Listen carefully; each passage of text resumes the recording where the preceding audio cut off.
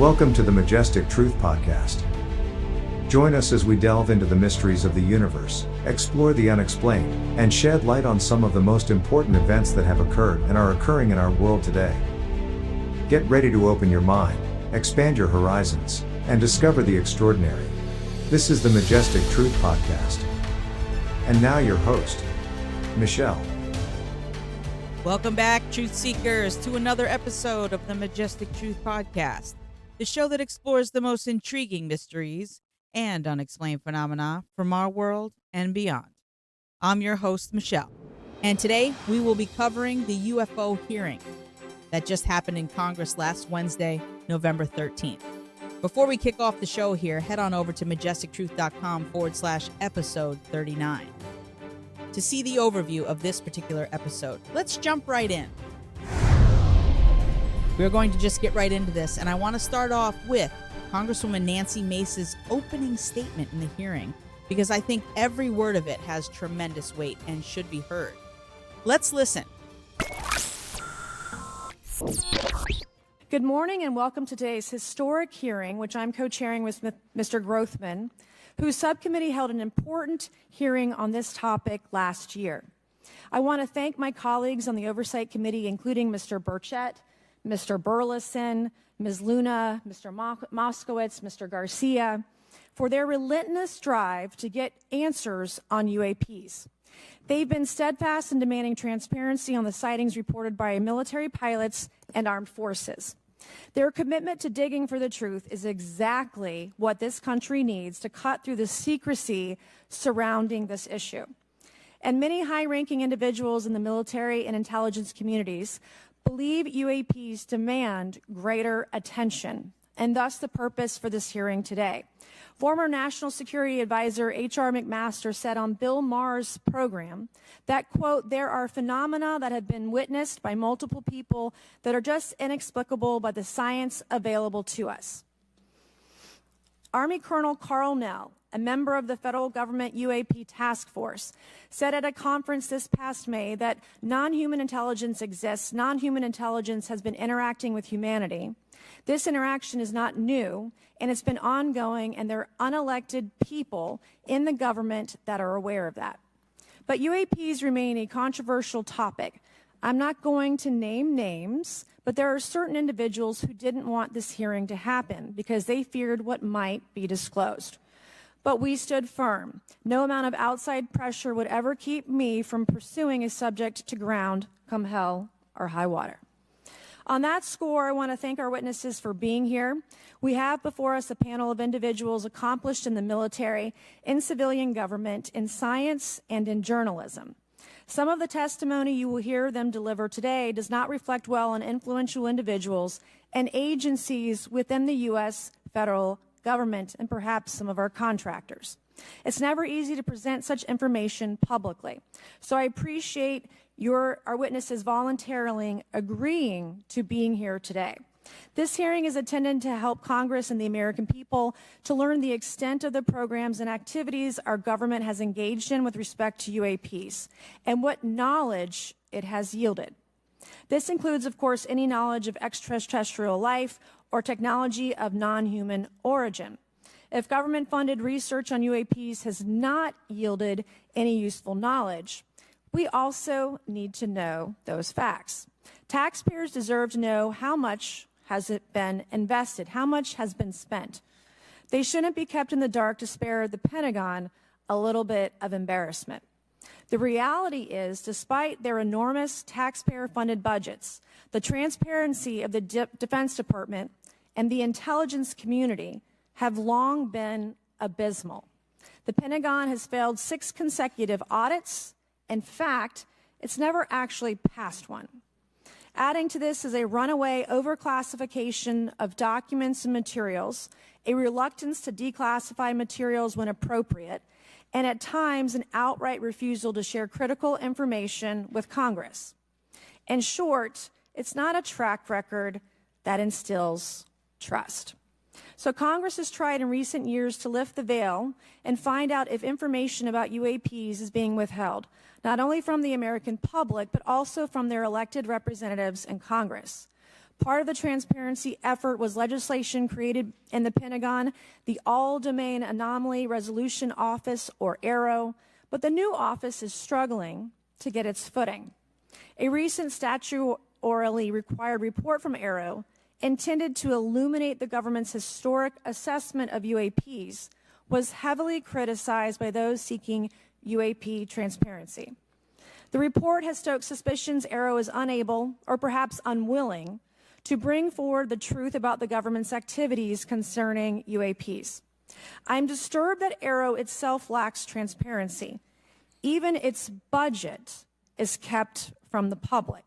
So if there is no there, then why are we spending money on it, and by how much?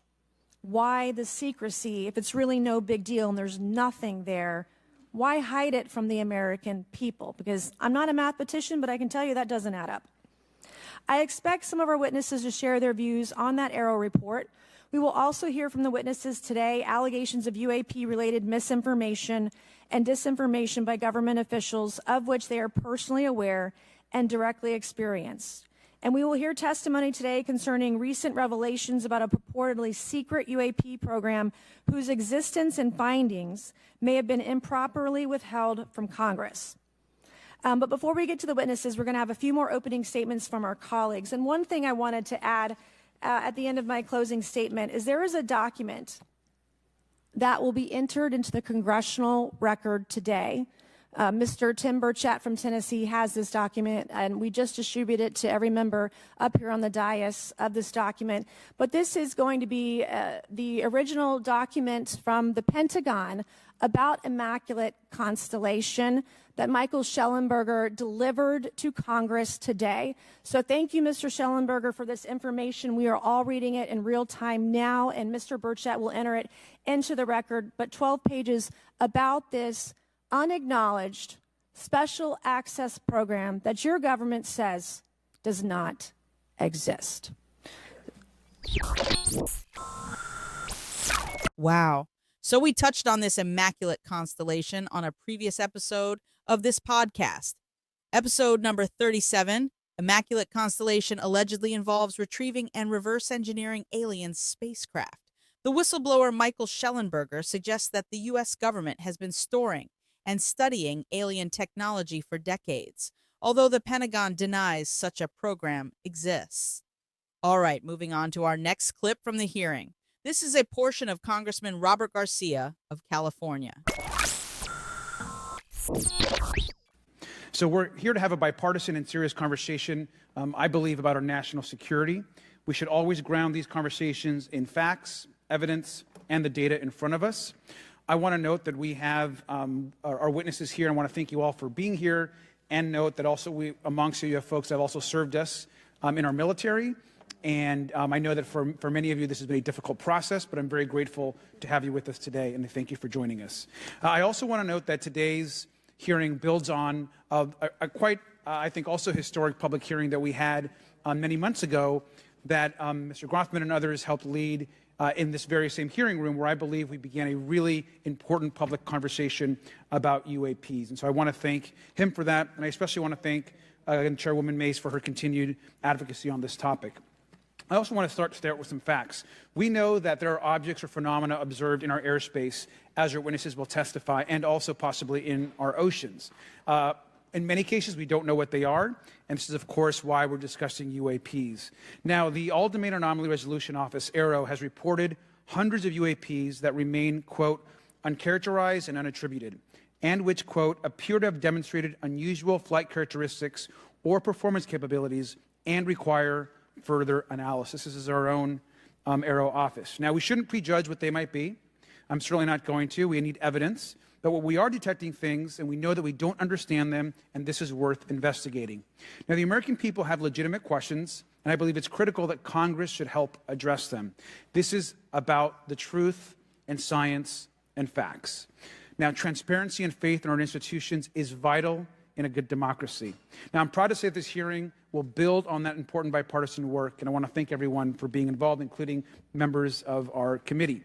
Now, in our last hearing in July, we heard testimony that a significant number of pilots of major airlines have witnessed UAPs as well, but have no real confidential way of reporting them to the government. We heard that commercial pilots who encounter UAPs may be hesitant to speak openly due to stigma or fear of retaliation. We also know that Aero has reported that, and I want to quote, that most reports still reflect a bias towards restricted military airspace, a result of reporting from military personnel and sensors present in such areas. And so the lack of ability for civilian pilots raises real safety concerns and limits our ability to understand UAPs. This is a particular piece of this conversation that I am very interested in. Now, our last hearing inspired us to introduce the Safe Airspace for Americans Act, joined by Chairman Grothman, Chairwoman Mace, and a bipartisan group of co-sponsors.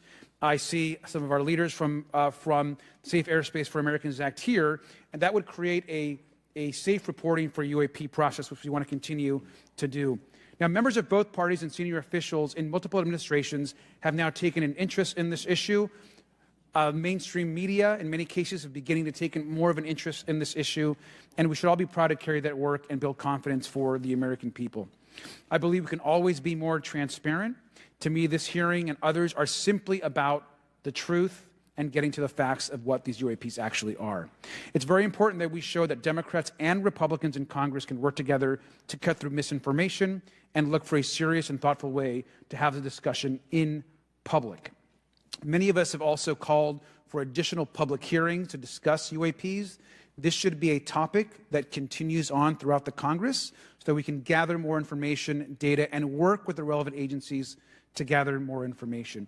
Finally, I just want to add that those that are here on this dais, many of us have participated also in classified briefings as well, and where we have also gained a lot of important, I think, and interesting information, at least I personally have.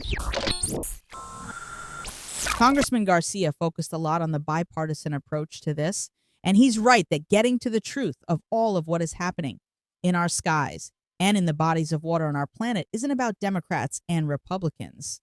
It's just simply about the truth and getting to the bottom of it, because the American people, well, all people, want the truth. All right, next up is Congressman Glenn Grothman from Wisconsin. Here's a portion of his introduction.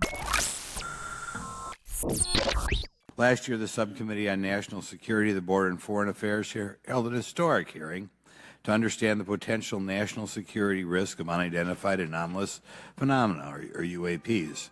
We heard from former Navy Commander David Fravor, who shared firsthand experience with a UAP he engaged while on duty in the Pacific.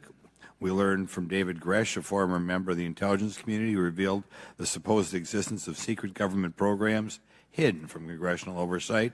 Additionally, former military pilot Ryan Graves informed us of the limited ways in which the military and commercial pilots can report UAP sightings. Since that last hearing, I've led several briefings with government agencies to deepen my understanding with these issues. First, the Department of Defense Inspector General's office informed us that the Department of Defense does not have a streamlined process for service members to report UAP activity. Since then, the Joint Chiefs have implemented standards for UAP reporting across the services. The Intelligence Community Inspector General informed us that whistleblowers often fear retaliation for reporting mismanagement of highly sensitive government projects or information.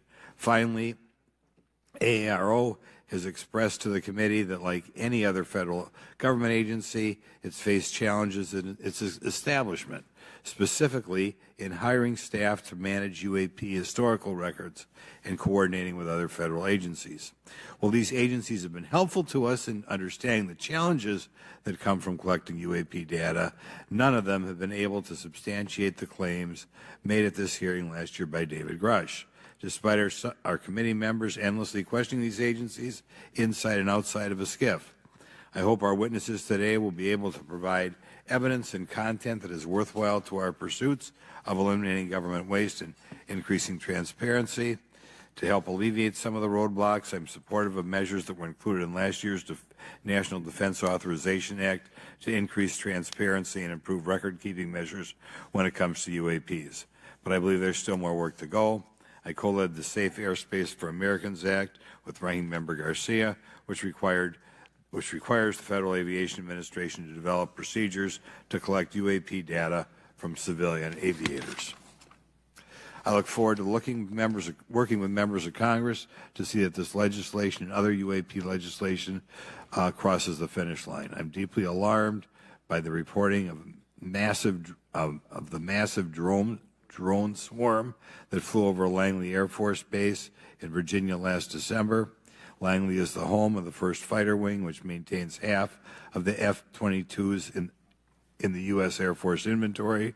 Reports of this incident indicate these drones were roughly 20 feet long, flying more than 100 miles an hour at an altitude of over 3,000 feet. Yet the origin of these drones and their operators remains a mystery. This incident and other sightings near sensitive military installations highlights the complexity of the UAP challenge facing our intelligence, defense, and homeland security committees. Whether these phenomena are the result of foreign adversaries developing advanced technologies or something else entirely, we must take them seriously, investigate them thoroughly, and assess their implications on national defense. The repeated UAP sightings around sensitive military sites underscores the need for innovative defensive strategies beyond traditional measures. They also highlight the urgent need for updated policies to address emerging threats as well as more effective interagency cooperation and intelligence sharing. However, none of this is going to be possible without transparency. For far too long, critical information about UAPs has been either classified or ignored, leaving the American public and key congressmen without clarity needed to make informed decisions. Declassifying reports and fostering a more open dialogue about UAPs will not only increase the public trust, but also encourage collaboration between government, the scientific community, and our allies. Quite frankly, there's been things that have been kept secret that is, I think, old enough that there is no reason it shouldn't be released, regardless of any so-called, private information. A transparent approach will allow us to share insights, identify patterns, and develop new strategic defenses. As we continue to investigate these phenomena, we must do so with a mindset of protecting our country, advancing scientific discovery, and upholding the trust of the American people, who right now I don't think have trust, and it's just obvious. I don't have trust. We cannot shy away from the unknown, especially when the stakes are so high. I look forward to discussing these matters with the witnesses today. I'm hopeful we can learn from the testimony and come out of this hearing with actionable ideas to advance UAP transparency. Actually, the idea is just to say, in my mind, go back 15 years and everything has to be released. I'm hopeful that we can learn from their testimony and come out of this hearing. Congressman Grothman gave a recap there on last year's hearing. We covered last year's hearings on our special episode featuring highlights from it. You can find this at majestictruth.com. Next up is Congressman Jared Moskowitz from Florida. Here's some highlights from his opening remarks. In recent years, Congress has taken numerous bipartisan steps towards greater transparency. In 2022, in the NDAA, we created the All-Domain Anomaly Resolution Office to investigate unidentified flying objects. Following Aero, along with ODNI, released an unclassified report on UAP sightings. Of the 366 sightings included in the report, 171 remain uncharacterized, with some of these appearing to have demonstrated unusual flight characteristics or performance capabilities. That's a nice way of saying we don't want to tell you what they are. In March, Aero revealed a report on the historical record of U.S. government involvement with UAPs, which covered investigatory efforts going back from 1945 to the present day. Earlier this year, I joined Congressman Burchett to introduce the UAP Transparency Act, which would require the declassification of all documents related to UAPs with many other members of this committee.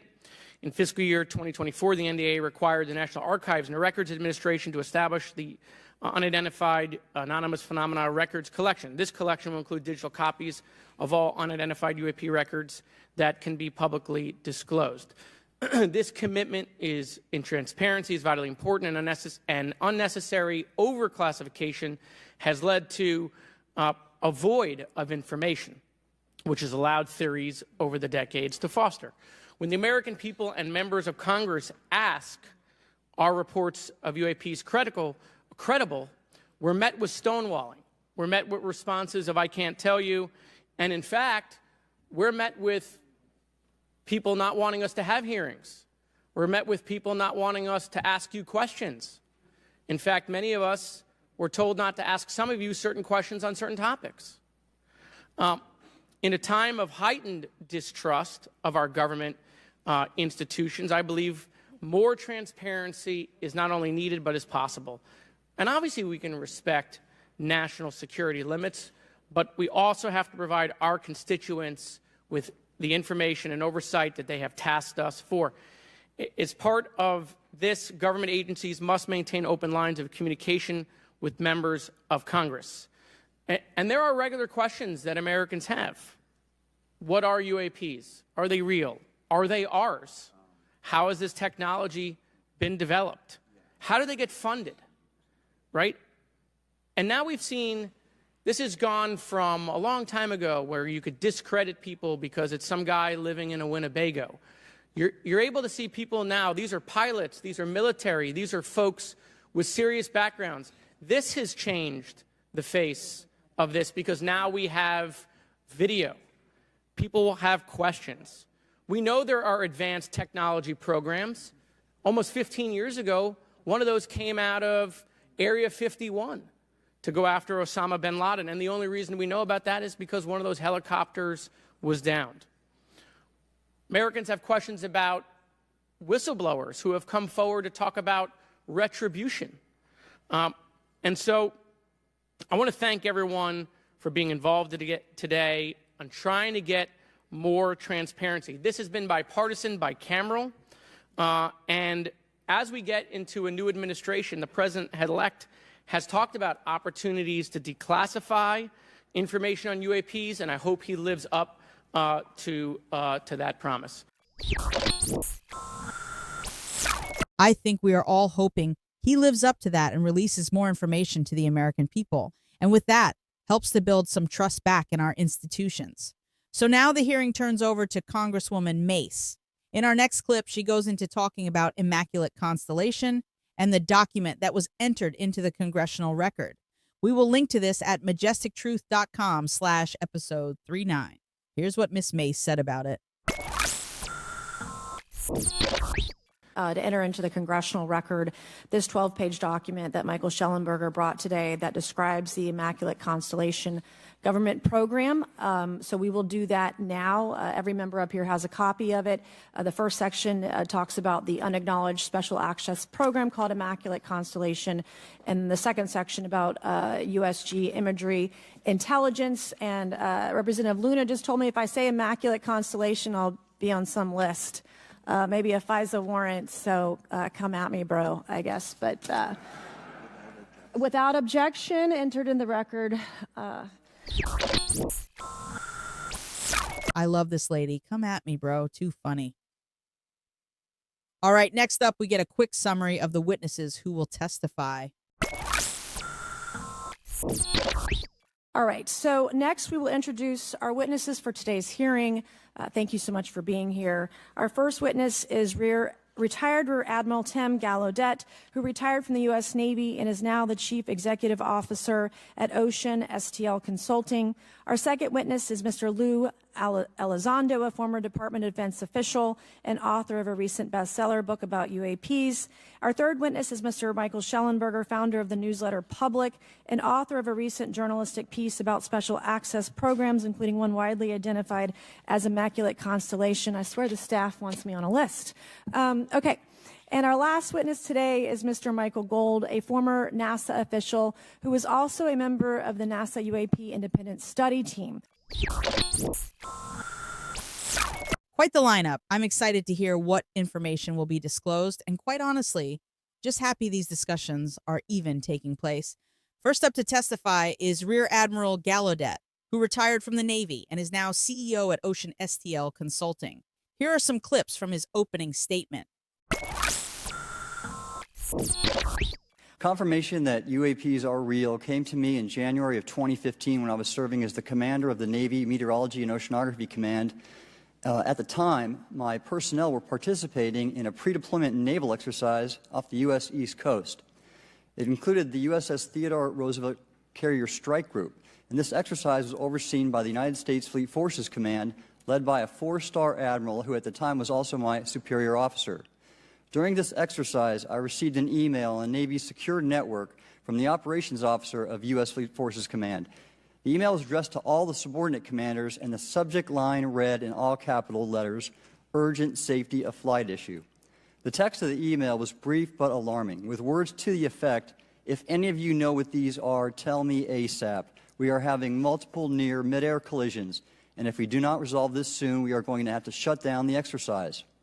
Attached to the email is what is now known as the Go Fast video, captured on the forward-looking infrared sensor of one of the Navy F-A-18 aircraft participating in the exercise. The now declassified video showed an unidentified object exhibiting flight and structural characteristics unlike anything in our arsenal. The implication of the email was clear. The author was asking whether any of the recipients were aware of classified technology demonstrations that could explain these objects. Because the DoD policy is to rigorously deconflict such demonstrations with live exercises, I was confident this was not the case. The very next day, that email disappeared from my account and those of the other recipients without explanation. Moreover, the commander of Fleet Forces Command and the operations officer never discussed the subject. Even during weekly meetings specifically designed to address issues affecting exercises like the one in which the Theodore Roosevelt Strike Group was participating. This lack of follow-up was very concerning to me. As the Navy's chief meteorologist at the time, I was responsible for reducing safety of flight risks. Yet it appeared to me that no one at the flag officer level was addressing the safety risk posed by UAPs. Instead, pilots were left to mitigate these threats on their own without guidance or support. I concluded that the UAP information must have been classified within a special access program managed by an intelligence agency.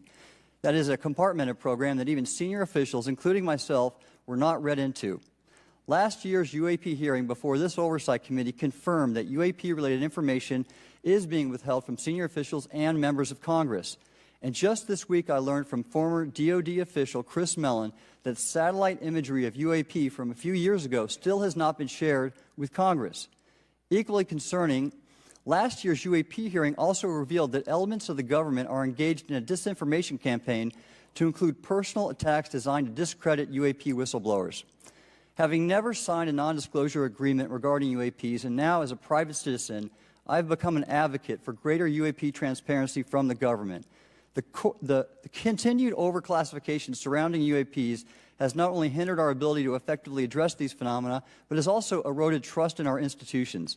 While I applaud previous bipartisan legislation passed by Congress concerning UAPs, a more comprehensive approach is needed to address the broader implication of UAP on public safety and national security, as well as the socioeconomic opportunities that open UAP research could unlock. Therefore, I recommend Congress take the following action, which I believe will receive bipartisan support. First, establish robust oversight of the executive branch's management of UAP information by directing key officials, beginning with the director of the DoD's All-Domain Anomaly Resolution Office, to provide comprehensive briefings on what the government knows about UAP and does not know. Two, enact the provisions of the UAP Disclosure Act that establish a UAP Records Review Board to ensure independent oversight, transparency, and accountability in the government's handling of UAP information. And three, strengthen the UAP Disclosure Act and future reauthorizations with provisions that mandate a whole-of-government approach to addressing UAP. In closing, I will share my personal reasons for speaking out on this topic. First, as a former science agency leader, having led the National Oceanic and Atmospheric Administration, I've always sought the truth in human knowledge and thought. Now that we know UAP are interacting with humanity, and these include unidentified submerged objects in the ocean, we should not turn a blind eye, but instead boldly face this new reality and learn from it. Additionally, at a time when leaders in government leave much to be desired, I feel obligated to show moral leadership on this issue of UAP disclosure by validating the credibility of the courageous men and women who have come out as witnesses and whistleblowers to expose the truth. My speaking out has encouraged others to do the same, and it's my hope over time that a number of your constituents will want to know the truth and about UAP, and this number will increase to such an extent that the congressional action I have just recommended will become inevitable. I think many hope the same, that more and more constituents come forward to aid in exposing the truth about UAP. Okay, next up, we have Lou Elizondo. Let me be clear. UAP are real. Advanced technologies not made by our government or any other government are monitoring sensitive military installations around the globe. Furthermore, the U.S. is in possession of UAP technologies, as are some of our adversaries. I believe we are in the midst of a multi-decade secretive arms race, one funded by misallocated taxpayer dollars and hidden from our elected representatives and oversight bodies. For many years, I was entrusted with protecting some of our nation's most sensitive programs. In my last position, I managed a special access program on behalf of the White House and the National Security Council. As such, I appreciate the need to protect certain sensitive intelligence and military information.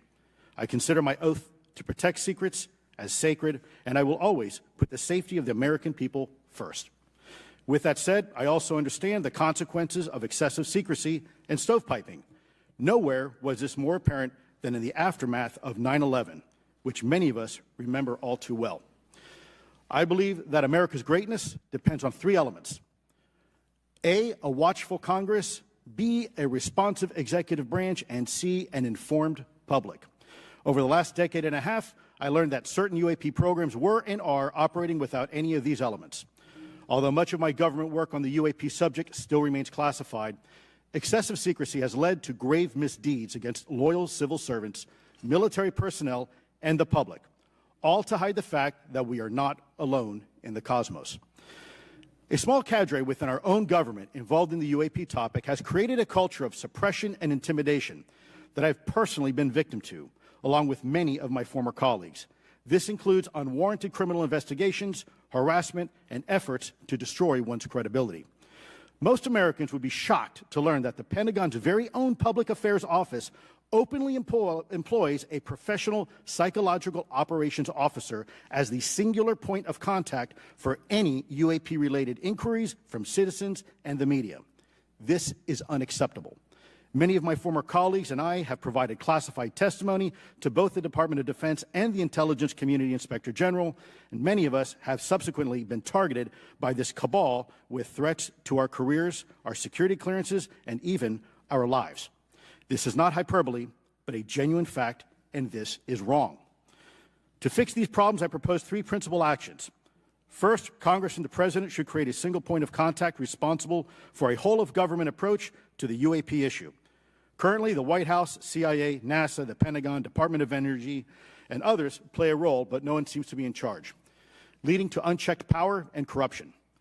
Second, we need a national UAP strategy that will promote transparency and help restore the American public's trust at a time when the public's trust is at an all-time low. This strategy should include a whole-of-government approach, including the academic and scientific communities, the private sector, and our international partners and allies.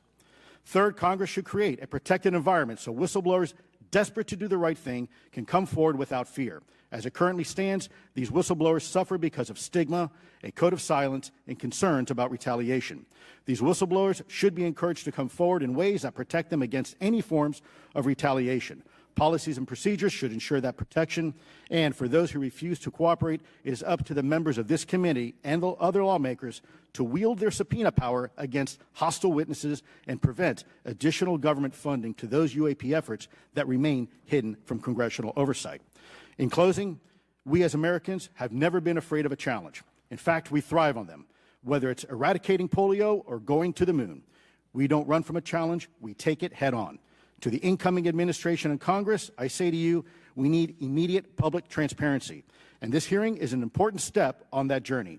If we approach the UAP topic in the same way as we, as Americans, have met other challenges, we can restore our faith in our government institutions. Together, we can usher in a new era of accountable government and scientific discovery. I believe that we as Americans can handle the truth, and I also believe the world deserves the truth. Well said, Mr. Elizondo. I love when he said together we can usher in a new era of accountable government and scientific discovery. There's a resounding theme in all of the remarks given thus far, and that is government transparency. All right, next up we have Michael Schellenberger, the man who brought the 12-page document to Congress describing the Immaculate Constellation government program. One of Congress's most important responsibilities is oversight of the executive branch in general and the military and intelligence community in particular. Unfortunately, there is a growing body of evidence that the U.S. government is not being transparent about what it knows about unidentified anomalous phenomena, and that elements within the military and the IC are in violation of their constitutional duty to notify Congress of their operations. President-elect Donald Trump and former President Barack Obama have both said that the government has information about UAPs that it has not released. There are other explanations for UAPs than that they represent a new form of life or non-human life. Current dominant alternative theories, including those put forward by AARO, are that UAPs are some kind of natural phenomena we don't yet understand, like ball lightning or plasma. They could also be part of some new U.S. or foreign government weapons programs, such as drones, aircraft, balloons, CGI, hoaxes, or birds. Whatever UAPs are, Congress must be informed, as must the people of the United States. We have a right to know what UAPs are, no matter what they are. However, we now have existing and former U.S. government officials who have told Congress that AARO and the Pentagon have broken the law by not revealing a significant body of information about UAPs, including military intelligence databases that have evidence of their existence as physical craft. One of those individuals is a current or former U.S. government official acting as a UAP whistleblower. This person has written a report. This is the report that says the executive branch has been managing UAP, NHI issues without congressional knowledge, oversight, or authorization for some time, quite possibly decades. Furthermore, these individuals have revealed the name of an active and highly secretive DoD unacknowledged special access program, or USAP. The source of that document told me, that the USAP is a strategic intelligence program that is part of the U.S. military family of long-standing, highly sensitive programs dealing with various aspects of the UAP problem. The new UAP whistleblower claims that the U.S. military and IC database includes videos and images taken using infrared, forward-looking infrared, full-motion video, and still photography. The report that was just shared with Congress says Immaculate Constellation serves as a central or parent USAP that consolidates observations of UAPs by both tasked and untasked collection platforms. Immaculate Constellation includes high-quality imagery intelligence and measurement and signature intelligence of UAPs, the whistleblower's report adds. The sources of this intelligence are a blend of directed and incidental collection capabilities, positioned in low Earth orbit, the upper atmosphere, as well as military and civilian aviation altitudes and maritime environments. The report to Congress details in detail various UAPs, including spheres, orbs, disks, saucers, ovals, triangles, boomerang, arrowhead, and irregular organic. The report describes various incidents found in the human intelligence databases. One involved orbs surrounding and enforcing an F-22 out of its patrol area. In another incident, the crew of a Navy aircraft carrier watched a small orange-red sphere rapidly descend from a high altitude of 100 to 200 yards directly above the flight deck of the CVN, or aircraft carrier.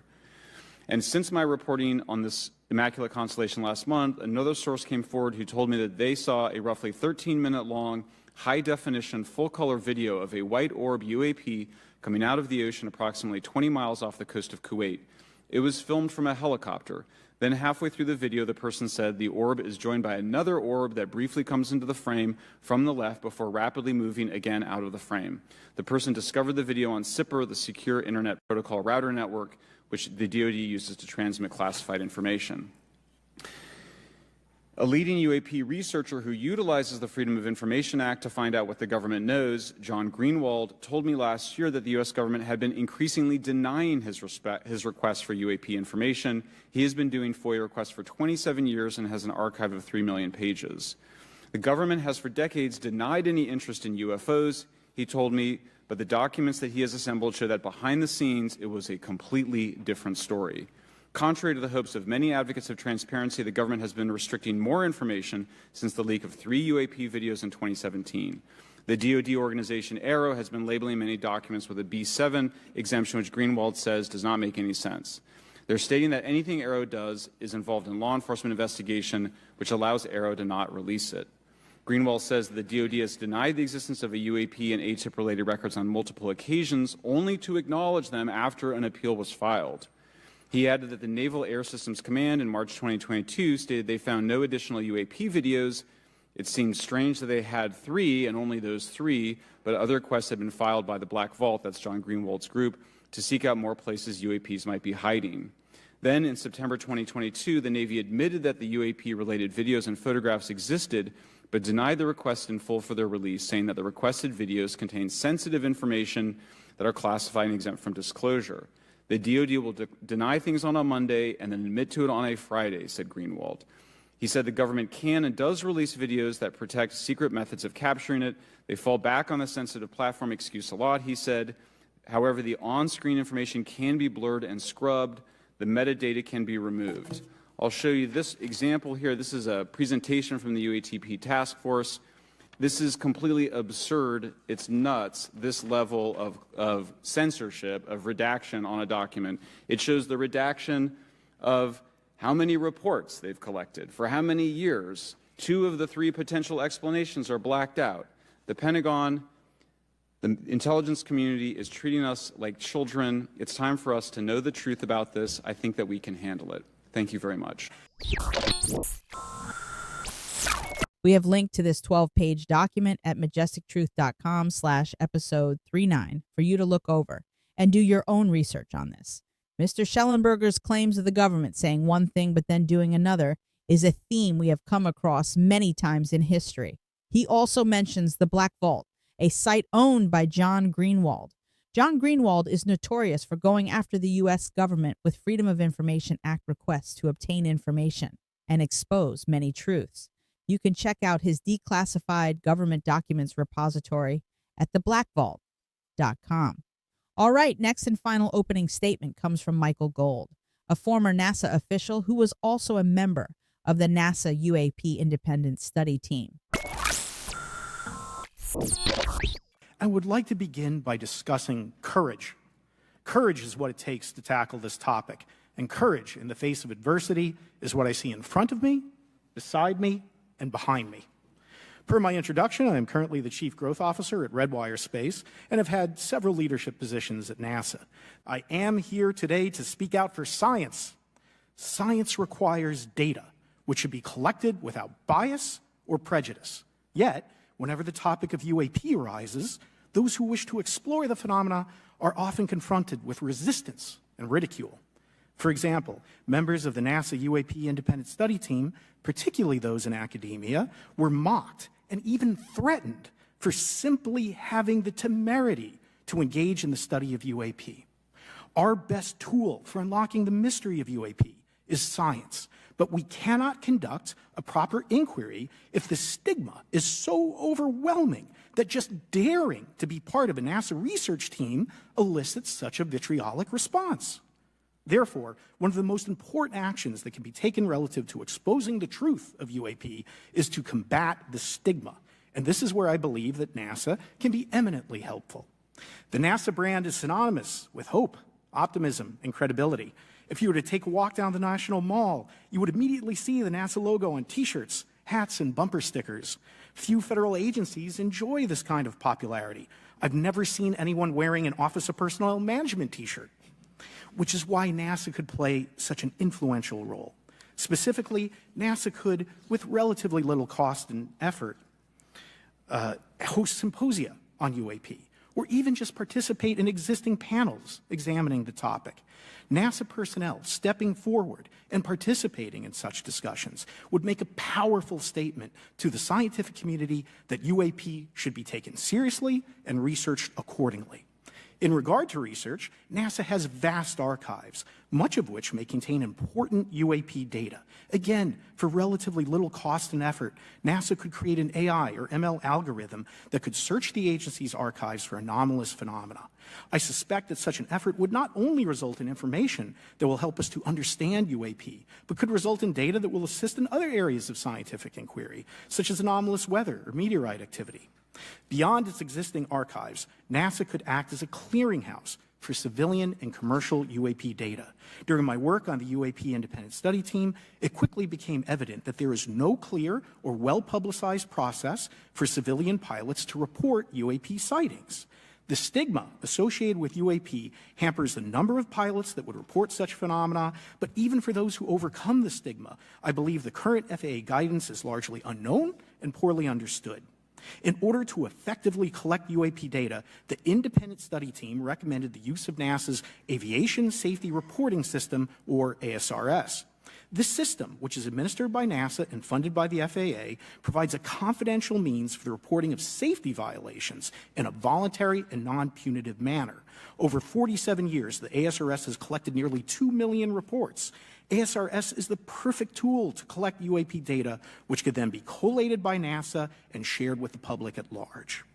Leveraging ASRS could create a treasure trove of UAP data, potentially hundreds of thousands of reports, supporting this hearing's goal of exposing the truth. And I'm grateful to our two co-chairs and other members who have already incorporated this idea into proposed legislation. At this hearing, and as others have demonstrated, the UAP issue is justifiably dominated by national security and defense. However, I would urge the subcommittees to keep in mind the numerous ways that NASA and the FAA, as well as commercial activities in the air, in space, and in the water, can generate a massive amount of invaluable data on anomalous phenomena. I cannot help but be excited by the potential for such an endeavor, since scientific discovery is driven by anomalies. It's the existence and study of anomalies that led to the theory of relativity, quantum mechanics, and nearly all of humanity's scientific breakthroughs. This is why the study of UAPs should be embraced, since whatever is occurring, the chance to garner new knowledge should never be ignored. We must be thorough in collecting information, fearless in making conclusions, and open to following the data, no matter how mundane or extraordinary the results may be. Brilliant ideas, and with that compounding of data between NASA and the FAA, Gold is right. Just imagine what we could learn about all of the anomalous phenomena taking place in our skies and in our seas. Okay, so that wraps up the opening statements. Now we move on to the questioning segment of the hearing, and it starts with Congresswoman Mace's questions for the witnesses. I'm going to jump to the questions where I feel more detailed responses were given. I want to play the exchange between Mace and Elizondo first.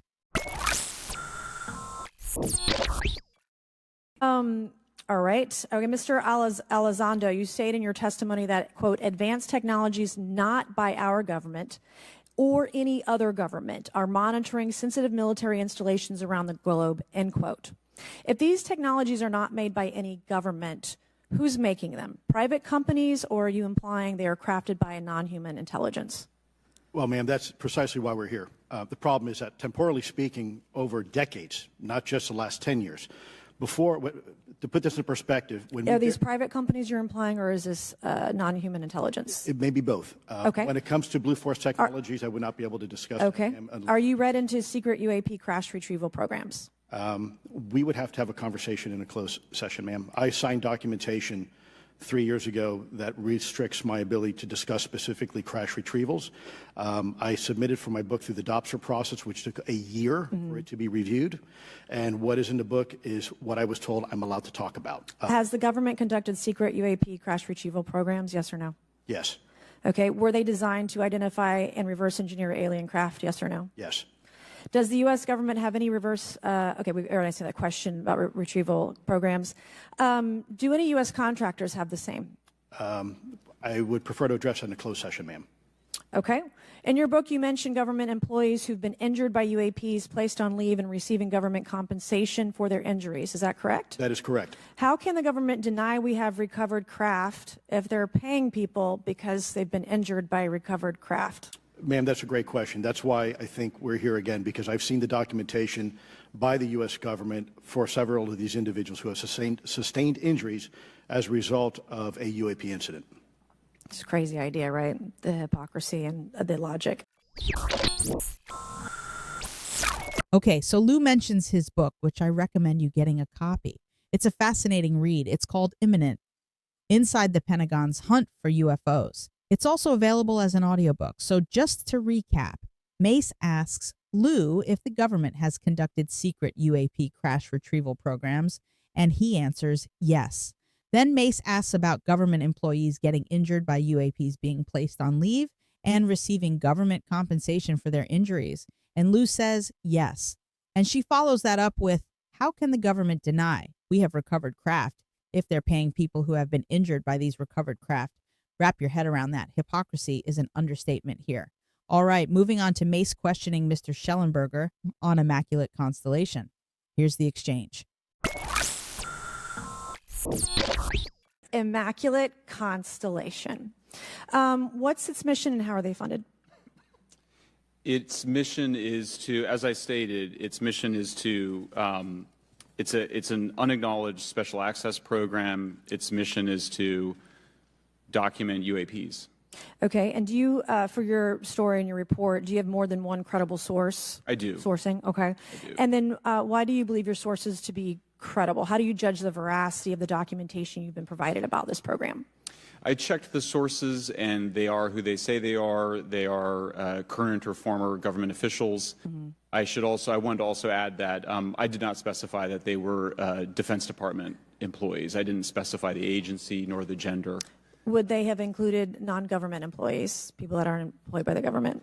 These are, I'm comfortable saying that these are government or previously government employees.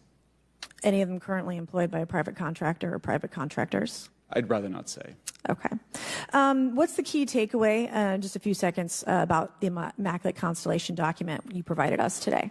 I think that what the American people need to know is that the U.S. military and intelligence community are sitting on a huge amount of visual and other information, still photos, video photos, other sensor information, and they have for a very long time. And it's not those fuzzy photos and videos that we've been given. There's very clear high res, high resolution. How many visuals, graphics, videos, photos? I mean, I've been told hundreds, maybe thousands. I mean, I also wanted to say, because there was some conversation around concern around the revealing of these materials, revealing the source collections, but some of these are shot from helicopters using normal videos of oceans. I just think that's absurd that somehow you're going to be revealing some secret U.S. technology by revealing that you've photographed orbs off the coast of Kuwait.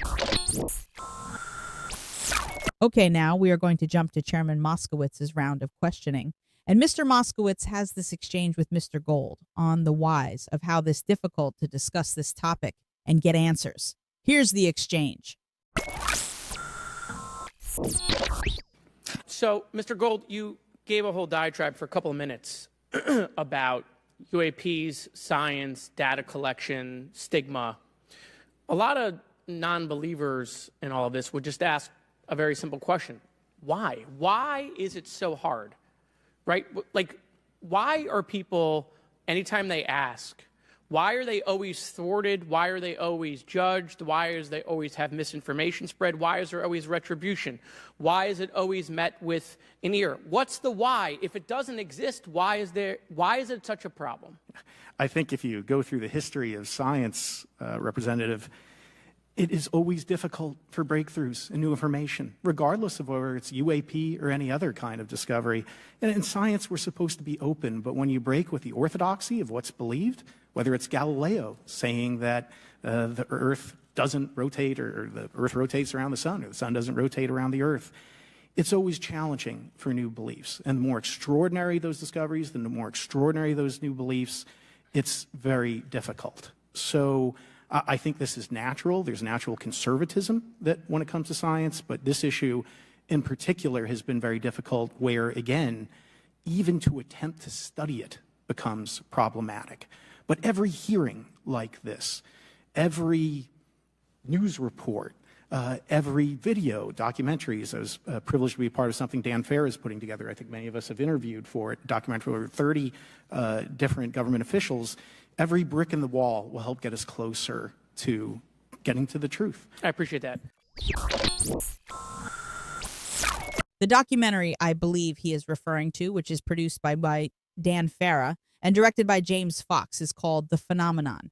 It's been regarded as the most credible and revealing film ever made about the long-standing global cover-up involving UAPs. I think you can watch this on Prime and Apple TV, We have linked to this at Majestic Truth, so you can check it out. Now Moskowitz has this exchange with Elizondo. I know Moskowitz was short on time given his 5-minute limitation, but I didn't like him cutting off Elizondo, but I guess I understand that he had to make sure he got the questions he had planned asked. Here's the exchange. Mr. Elizondo, did I have that correct? Sir. I'm a recovering lawyer, so I'm going to put my hat on for a second. You said you signed a document. Love that. Who gave that to you? The U.S. government, sir. Okay, you have a copy of it? It is stored in a SCIF right now. I do not have possession of it. The U.S. government does. What department of the U.S. government gave you this document? I will say the Department of Defense. Unfortunately, I can't say in this forum much more than that. You specifically said the document said you can't talk about crash retrieval. Well, you can't talk about Fight Club if there's no Fight Club. Correct. Okay, I'm just making an observation. Yes, sir. So that document that you signed, that you said exists, specifically said you can't talk about crash retrieval. Correct, sir. It was a limitation on because already I'd been speaking publicly about the topic, and so the document said you can continue saying X, Y, Z, but you cannot discuss the topic. Give me the atmosphere of signing this document. You're in a room by yourself? I'm in a SCIF with a security officer, sir. Just one-on-one? Anybody else? There may have been an assistant as well. It was in a SCIF within a Department of Defense facility. Give me your background real quick. My background is I went to school to study microbiology and immunology, entered into the U.S. Army, and after a very short stint in military intelligence, I became a counterintelligence special agent. As a civilian, later on I became a special agent in charge, running investigations in counterterrorism and counterespionage primarily, with some experience in counterinsurgency and counternarcotics. And then in 2009 timeframe, when I came back to the Pentagon after a tour with the Director of National Intelligence, I quickly became part of a program that was originally called OSAP that evolved into the program now called ATIP, which is where those videos that we now see, the Go Fast, the Gimbal, the FLIR, that was part of our effort, sir. Right. So you're not some conspiracy theorist. You actually have a legitimate background. Well, sir, I'm certainly not a conspiracy theorist. I'm fact-based, just say facts. So when you're in this room, I want to paint the picture of everybody. You're in this room, you're by yourself, you're in a SCIF, you're handed a document. How long is the document? It's about a page front and back. So basically you have some things they call trigraphs, which I cannot, again, talk to. How long were you given to sign the document? As long as I needed, sir. And what if you didn't sign it? Well, I suspect there'd be repercussions. I wouldn't have access to certain information. Were you allowed to ask a lawyer, or weren't allowed to ask for a lawyer to review the document? It wasn't an option, but they probably wouldn't have allowed me to, because the document itself is pretty explicit about you have to be. Wait, you're putting me in an interest. Let me try to thread the needle here. There are certain documents that we have in the U.S. government that allow people to have access to certain programs, whether it's a special, and I'm going to be very generic here, whether it's a special access program or a controlled access program, SAP, CAP, whatnot. How many people have to sign that document? It depends how many people are going to get access to the information, sir. Okay. Moskowitz asks his final question, and it's for Dr. Gallaudet, and he asks him about the Omaha incident. Here's that exchange. Last question. Doctor, real quick, can you tell us about the Omaha incident in greater detail? I've read your background, right? Some people would label you as a member of the deep state since you worked in government for a long period of time. But can you tell us more about that incident? You've written a lot about that. I wrote a lot about incidents like it, Congressman, but that specific incident involved the USS Omaha, the littoral combat ship of the U.S. Navy operating off Southern California. I don't remember the exact date. It was within the last decade. And what the watchstanders on the bridge observed was a UAP, again, something that was aloft but had no observable exhaust or control surfaces. So it was something that couldn't be explained. And then they saw it enter the water from the atmosphere and going through the air-sea interface, and so thus exhibiting transmedium travel. We move on now to Congressman Grothman's line of questioning. First up, he asks Dr. Gallaudet about the reasons for not releasing information regarding UAPs. Here's the exchange. During a previous UAP hearing, Navy Commander David Fravor discussed the TikTok object engaged in 2004. You familiar with the incident, the TikTok incident? Yes, sir. And that's almost 20 years ago, right? Yes, sir. It's been said there are more videos, documents, and reports related to this incident. Do you believe the information regarding the TikTok incident should be available to all members of Congress? And in your expertise, what reason would the Department of Defense possibly have for not releasing information that's over 20 years old? Thank you, Congressman. I don't think there's any good reason to withhold information and important data, especially of national security concern, from Congress. Well, what would they say?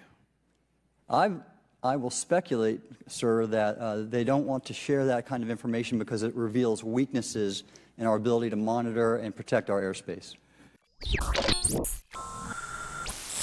Next up, they discuss the government engaging in disinformation campaigns. Here's the exchange. Okay. In your written testimony, you claim last year's UAP hearing before this oversight committee confirmed that UAP-related information is, well, it's not only being withheld, but that elements of the government are engaging in a disinformation campaign to include personal attacks designed to discredit UAP whistleblowers.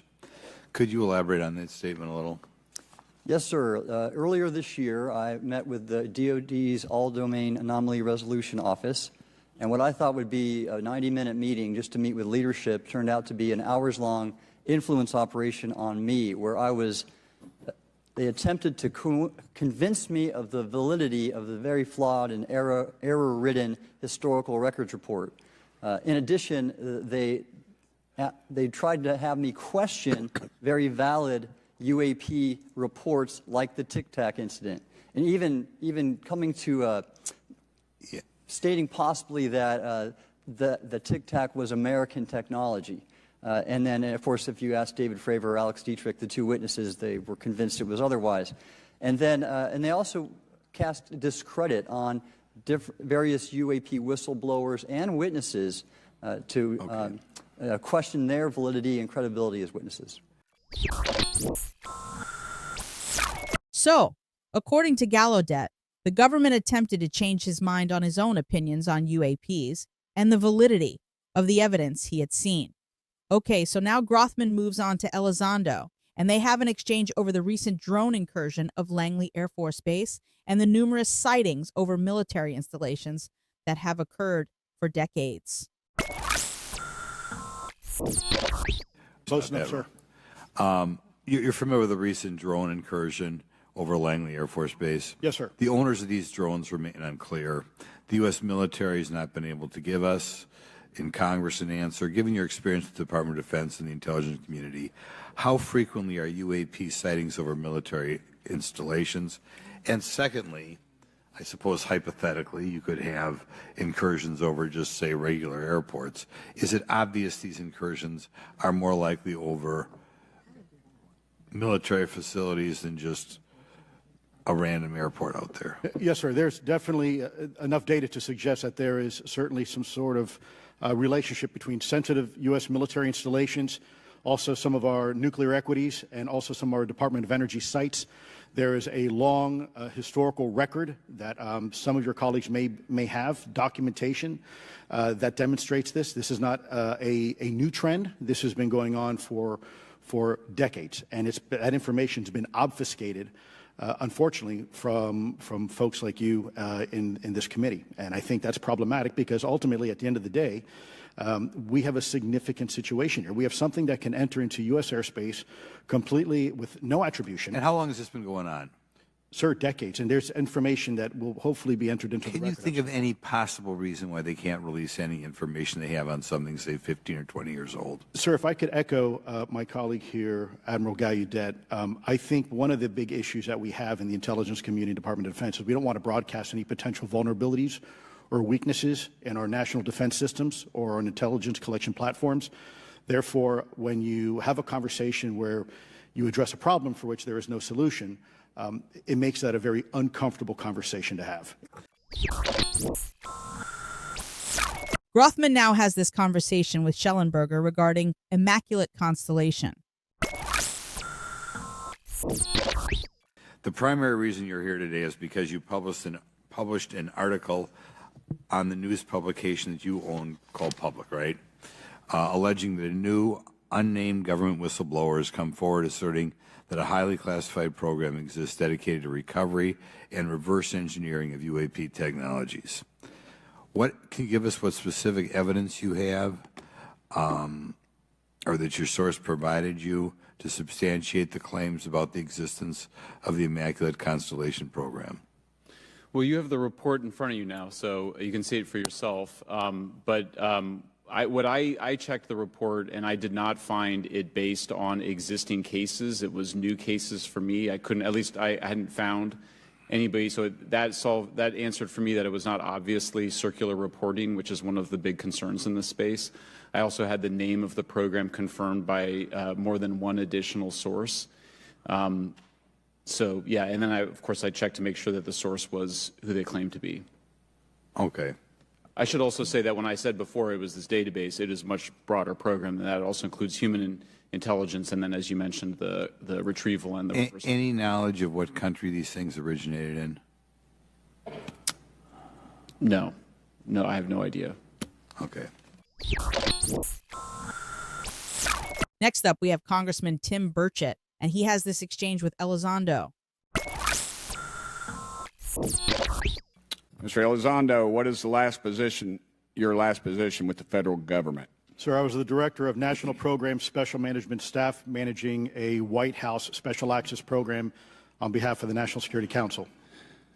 How would you characterize UAPs? An enigma, sir, and a frustration.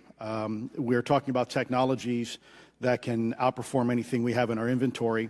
And if this was an adversarial technology, this would be an intelligence failure eclipsing that of 9/11 by an order of magnitude. Are there classified Department of Defense materials related to UAPs that you believe could be safely disclosed to the public without compromising national security? Yes, sir, I do. I would never, ever try to endorse providing some sort of information that could compromise what we call a blue force technology or capability. But I do believe there's a lot of information regarding this topic, and I've been very vocal about it, that should be shared not only with the public, but most importantly, with members of Congress. Are you familiar with my friend David Grush? Absolutely, sir. I had the privilege and honor of working with him myself several years ago at U.S. Space Force. Last year, as you know, he testified that the U.S. has run a multi-decade UAP crash retrieval and reverse engineering program. Would you agree with that? Yes, sir. Are there UAP programs operating without proper congressional oversight? 100%. What are they? Unfortunately, sir, I would have to have that conversation in a closed session. I know you said that, and a lot of people are frustrated with those kind of answers, but we're asking those kind of questions so you all know what the heck we're up against. You also mentioned in your opening statement that the Pentagon's Public Affairs Office employs a psychological operations officer as the singular point of contact for UAP-related inquiries. Why the heck would they do that? Sir, that's a great question. I would ask the Pentagon. There's a long history here of that individual providing misleading and false information to the public through various news outlets and media outlets in order to discredit this topic. I've personally been victim to it. We have the documentation to substantiate where this information has been absolutely inaccurate, that has been provided time and time again, and it turns out that that individual was also working with former leadership of Aero at the time as well. And we punish them by giving them multi-million dollars more than they ask for every year. Gotta love that last dig Burchett threw in there about punishing them by giving them multi-million dollars more than they ask for every year. Now Burchett directs his questioning to Admiral Gallaudet regarding the UAPs almost colliding with U.S. military planes. Admiral Gallaudet, you mentioned in your opening statement on an email you received from the operations officer of the Fleet Forces Command regarding unknown objects almost colliding with U.S. military planes. Did anyone respond with knowledge of what the objects were? I received no response, sir. Did the exercise get canceled? The exercise did not get canceled. Why do you think the commander of Fleet Forces operations officer never discussed the incident again? Sir, I'm speculating because I didn't have an exchange with him, but I believed it to be part of a special access program, the information and the video, which we have known now it was, and he realized he couldn't share that openly with the recipients of the email, and therefore the email was pulled from everybody's account. Again, tell us what happened to the email from the Commander of Fleet Forces. The day after I received it, and all the other recipients received it, which were all the subordinate commanders of U.S. Fleet Forces, so 1- and 2-star admirals, including strike group commanders, the email was wiped or deleted from our accounts, and then no one talked about it. All right. Now Burchett asks him if he has experience with USOs, unidentified submerged objects. Have you specifically had any experience with submersible objects? Sir, I've no personal experience, but I've had witnesses on submarines come to me and say they've seen on sonar data. Correct. Okay. How would you characterize those, and how do they move? The one instance that was revealed to me was in the 80s on a nuclear-powered submarine, a ballistic missile submarine, that the object exhibited the characteristics of a Russian torpedo in terms of its speed of movement and closing rate with the submarine, and then it slowed and followed the submarine slowly in its wake for a period of minutes, and then rapidly exited the scene. And nothing that we know of, and technology-wise, could replicate that. And the speed of these objects was faster than anything that we have or anybody else has that would be manned. Is that correct? It was on the order Underwater. of a torpedo. So yes, sir. Yes, sir. But as it exited, it well, I don't exactly know how fast a torpedo is, but I expect it does better than my old outboard Scott Atwater. So I'll take that as a yes. Yes, okay. Sir. Sound familiar? I mean, we have heard this before. The technology being witnessed by our military is nothing they have ever seen before. Nothing we have the capabilities to create. Crazy stuff. Okay, Burchett now asks about Arrow. Have you experienced any experience with the All-Domain Anomaly Resolution Office, Arrow? Yes, Congressman, as I mentioned previously, I have met with them. Okay. You heard Mr. Elizondo describe psychological operations for those contacting the Department of Defense about UAPs. You mentioned a similar influence operation by Arrow. Why are federal agencies invested in running information operations about UAPs if they do not exist? Yes, sir. But I'll make a statement on Arrow's behalf. They have new leadership. The office has reached out to me to meet again, and I take that as a good faith effort, and we'll see where that goes. Now the floor is turned over to Congressman Higgins. He starts off questioning Mr. Schellenberger regarding the report he submitted to Congress. Here's the exchange. Mr. Schellenberger, were you the author of this report? No, I was no not. name on it. No. Do you know the author? I do. You do. And how would you estimate that madam or gentleman, the author? The person is a current or former U.S. government employee. And it states here that this is the public version of the author's report. Yes. So where might one find the non-public version of the author's report? I don't know the answer to that. Would that be with the Department of Defense? I don't know. But you do know the author. I do. You know what the author's sources were? The author's sources are described in the report. These databases, the Immaculate Constellation. Right, but you expressed some confidence in the sources. I would. Earlier in testimony, you expressed confidence. So do you know those sources? I do. Are they within the Department of Defense? I can't say. You can't say, or you won't say? I won't say. Okay, why not? Because I protect my sources, and I think the reason. But you're not naming them. It's a big department. But many of us on my side of the aisle would say it's far too big. So you're talking about the Department of Defense, sources from within the Department of Defense? I'm not willing to reduce the potential universe of where my sources might be. Now Higgins moves on to Elizondo regarding the craft mentioned in the Immaculate Constellation report, and then he goes back to Schellenberger to go into the report again in more detail.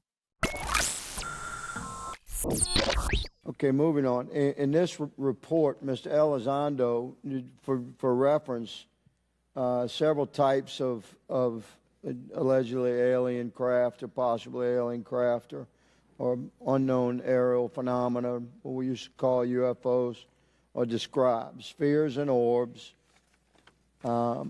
discs and saucers, oval or tic-tac, triangular shape, boomerang and arrowhead, and irregular or organic.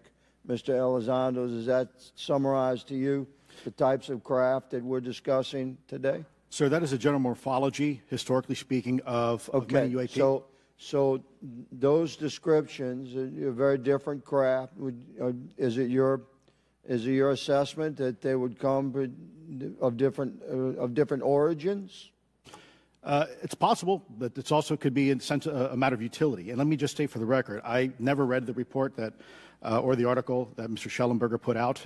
The reason That's a good point. We're just referencing it. Yes, sir. For descriptive purposes for the American people. Mr. Schellenberger, in this report, it's striking to me that regarding the descriptions of experiences with these various craft, several of them include biological effects and several do not. Are you familiar with what I'm talking about? Yes. Okay, so spheres and orbs, triangular craft, and irregular or organic craft include some descriptions of biological effects, including feelings of unease, electronic device malfunctions, long-term psychological effects such as anxiety or insomnia have been noted, feeling of being watched, a shared awareness with the triangle craft, and under the irregular and organic craft, biological effects include physical sensations of warmth or cold and unexplained smells and psychological distress. So these are very specific descriptions of the reactions of human beings, which allegedly have been noted from a study here, a report. All of those experiences would have been described by the sources that the author used?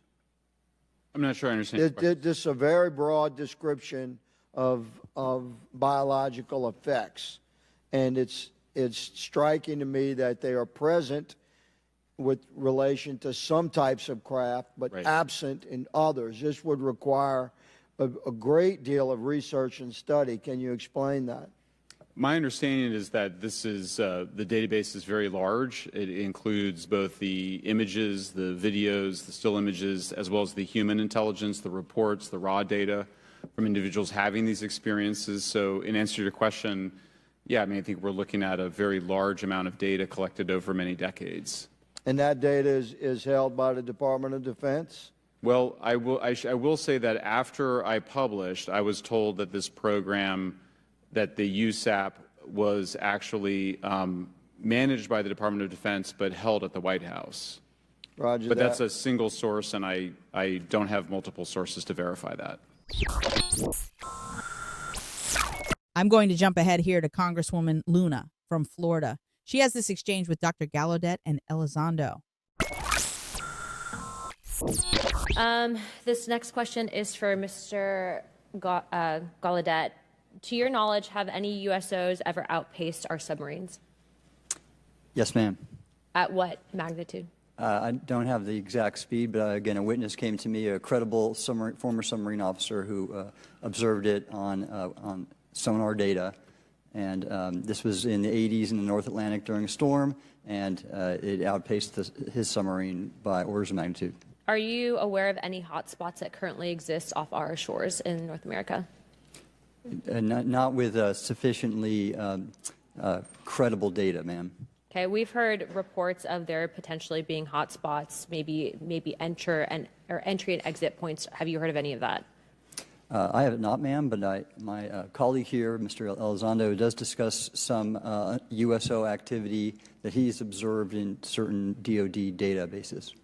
Mr. Elizondo, in regards to these aircraft being piloted by whatever they might be, non-human biologics, would you agree that it's likely that they are being piloted by some mind-body connection?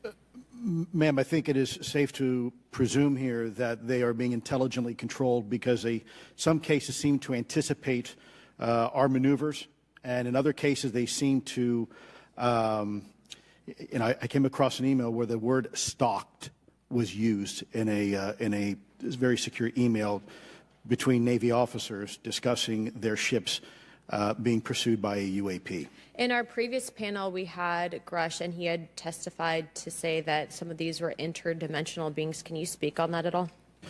Ma'am, I'm not qualified, certainly as a scientist or otherwise, to speculate points of origin. I looked at everything from a scientific perspective. So if you look at, for example, instantaneous acceleration, which was one of the observables of the program that I belong to, ATIP, the human body can withstand about 9 G-forces for a short period of time before you suffer negative biological consequences, blackouts and ultimately redouts and even death. Comparison, our best technology, the F-16, which is it's an older platform, but one of our most highly maneuverable aircraft, manned aircraft, made by General Dynamics, can perform about 17 or 18 G-forces before you start having structural failure, meaning that the airframe begins to disintegrate while you're flying. The vehicles we're talking about are performing in excess of 1,000, 2,000, 3,000 Gs. So are you, I guess, would it be safe to infer that they're living craft? I'm not prepared at this point to state for the record is something alive or not, because even that definition is hard. There was a time in science we thought that life required oxygen, and we now know that's not true. There are anaerobic bacteria that thrive in oxygen environments that lack oxygen. And so also the same with photosynthesis. When I was in college, I was told everything is derived from photosynthesis as a form of energy. In reality, that's not true. There are things that live off of chemosynthesis. So we're constantly having to reevaluate our understanding of what the definition of life is. Mm-hmm. Do any of you ever come across reports from people that claim to have firsthand experiences with these entities, whatever they might be, or these aircraft, and then as a result, whether or not they're religious, find that these things will automatically disappear? Anyone, and this is open to any of you on the panel. So just real quick, because I'm running out of time. Lou? Ma'am, I've always been a nuts and bolts kind of guy. When I was at ATIP, I was focusing more on the performance characteristics and less on the potential occupants. Okay, the reason I ask is because it seems like, just based on our conversations, that we've had people that say that there are good and bad of whatever these things are. And so my concern from a national security perspective is A, that true? B, are you guys hearing the reports of that? And C, I think moving forward in regards to technology, Mr. Gold, if you can answer this real quickly, some of these aircraft, it seems that they are operating off of energy that we don't currently have. But just yes or no, in your opinion, if we were able to obtain that, would that impact humanity for the better or negative? Would certainly save us some money on funding on Artemis. Definitely. And this is a national security issue, that if there is such technology out there, we're not the only country that might have access to it. We don't want to be on the wrong end of technological surprise. Okay, jumping now to Congressman Garcia and his first questions, which are brief and to the point. Okay. I want to just start by just asking everyone on the panel or witnesses, and I had a chance to read all the testimony before, but just to set the agenda, just if we can go down real briefly, do you believe, just for the record, that the federal government, any part of the federal government, is knowingly concealing evidence about UAPs from the public? Yes, sir. 100%. Yes. Yes. Thank you. I also want to just go down the line. I know many of you have already said this, but I just, for the record again, just briefly, what do you believe UAPs could be or are? Strong evidence that they are non-human, higher intelligence. I echo my colleague's comment, sir. Genuinely do not know. Don't know, but we must find out. Garcia, just getting those questions out there so they are on the record. Brilliant and to the point. I'm now going to jump ahead to Garcia's last question, and it's to Dr. Gallaudet regarding the UAP Disclosure Act and how critical it is for national security.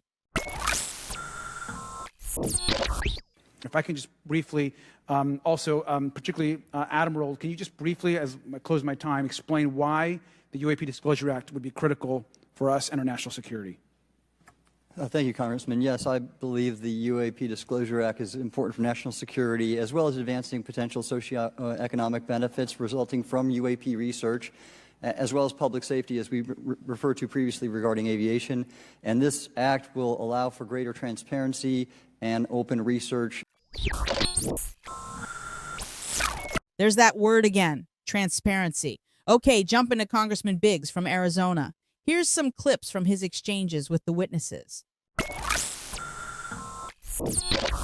What I want to really get to is the ultimate question it really becomes this.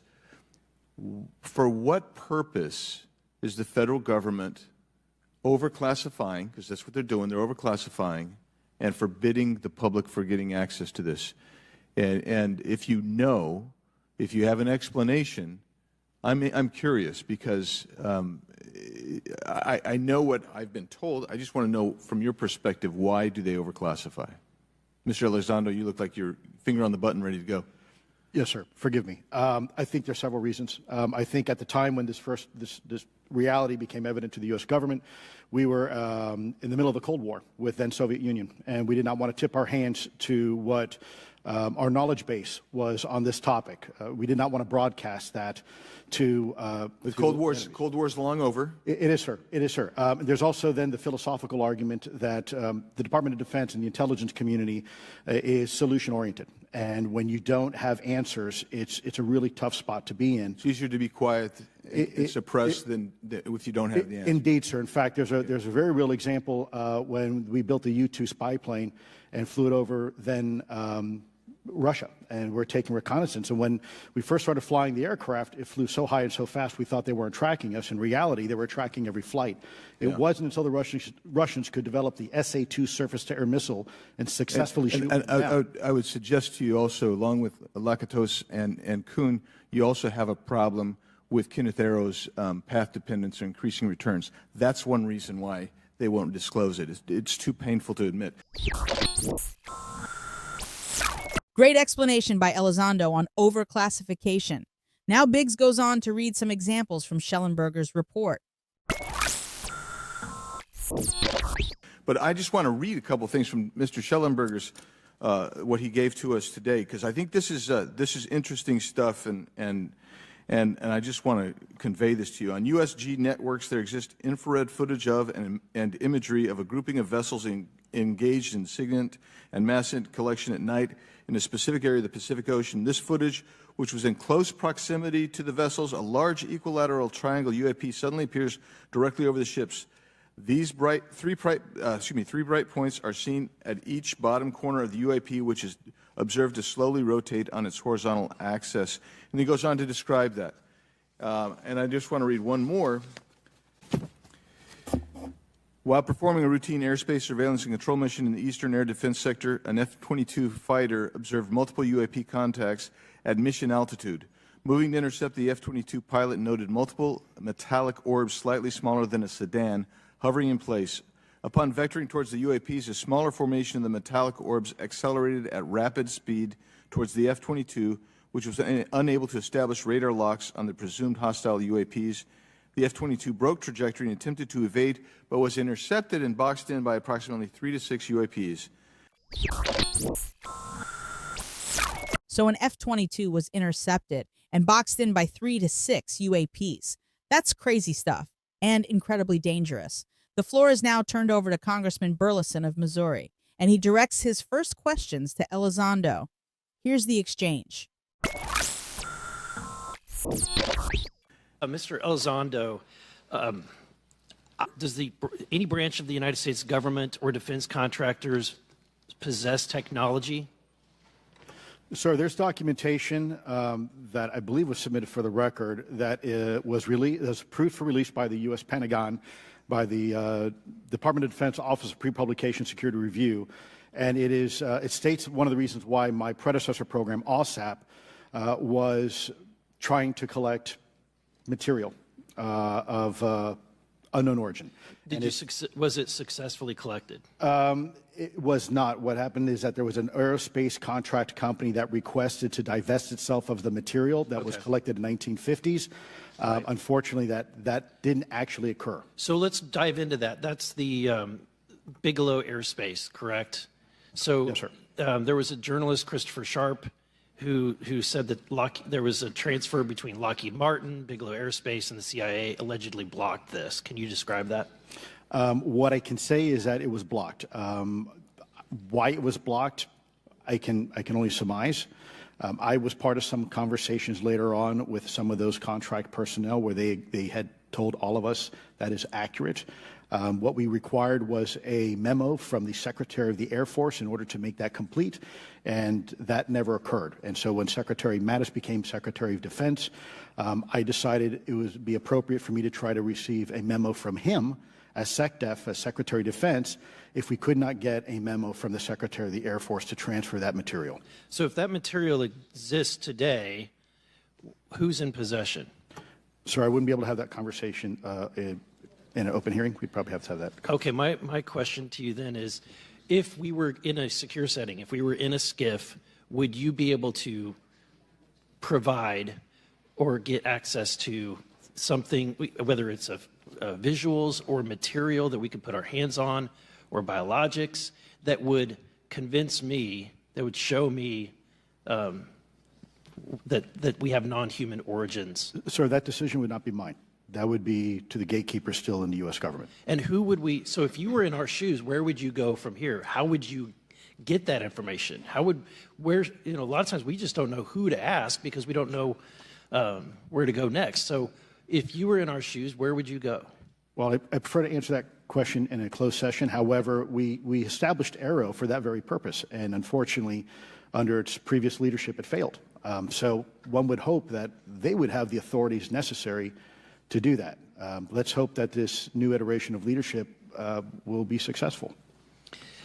In the discussions, it's simply about material, or is there discussion about it was previously testified that there was biologics that were collected. Are you aware of any of that? I am, sir, aware of the reporting that biologics have been recovered. Again, my focus was more nuts and bolts, looking at the physical aspects of these phenomenon, how they interacted around military equities and nuclear equities. So I'm certainly not a medical expert. I would not be able to probably provide you a whole lot of value in that simply because I don't have the expertise. But was anything described as that we have possession of bodies? Yes. Is it multiple types of creatures, or? Sir, I couldn't answer that. I can tell you anecdotally that it was discussed quite a bit when I was at the Pentagon. The problem is the supposed collection of these biological samples occurred before my time, in fact, before I was even born. And was this part of the Lockheed Martin discussion, or was this the biologics is a completely separate? Separate yet related. Okay. Has anyone made contact? Sir, I'm sorry, could you specify? Has there been any, to your knowledge, any communication with a non-human life form? So the term communication is a bit of a trick word because there's verbal communication like we're having now. The problem is you also have nonverbal communication. And so I would say definitively yes, but from a nonverbal meaning, when a Russian reconnaissance aircraft comes into U.S. airspace, we scramble 2 F-22s, and we are certainly communicating intent and capability.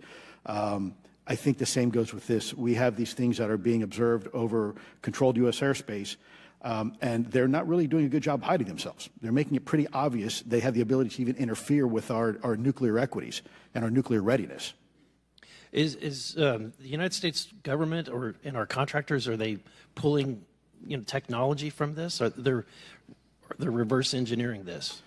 Sir, as I previously stated, and please forgive me, I am not authorized to discuss specifics about crash retrievals.